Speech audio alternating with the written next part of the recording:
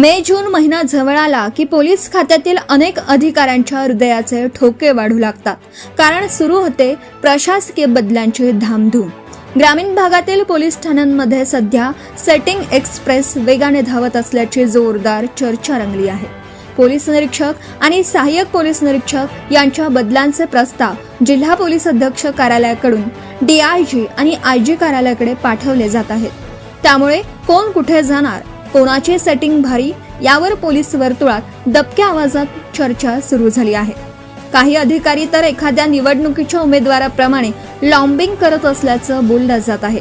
मलाईदार ठाणे मिळवण्यासाठी राजकीय वजन आणि वरिष्ठ संपर्क वापरले जात असल्याच्या चर्चांनी जोर धरला आहे। बार्शीटाकळी तालुक्यातील पिंजर पोलीस स्टेशनचे ठाणेदार गंगाधर दराडे यांचं नावही चर्चेत पुढे येत आहे।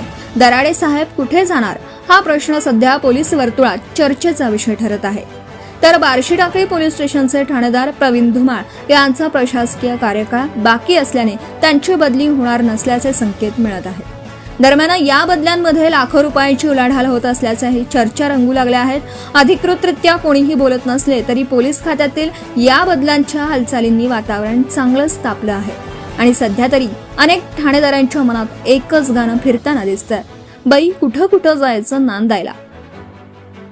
प्रतिनिधी प्रदीप गावंडे, अकोला, धुमाकूळ महाराष्ट्र न्यूज कार्यकारी संपादक। आपल्या परिसरातील ताज्या आणि महत्त्वाच्या बातम्या पाहण्यासाठी आजच आपल्या धुमाकूळ महाराष्ट्र न्यूजला YouTube वर सबस्क्राइब करा आणि बेल आयकॉन प्रेस करा।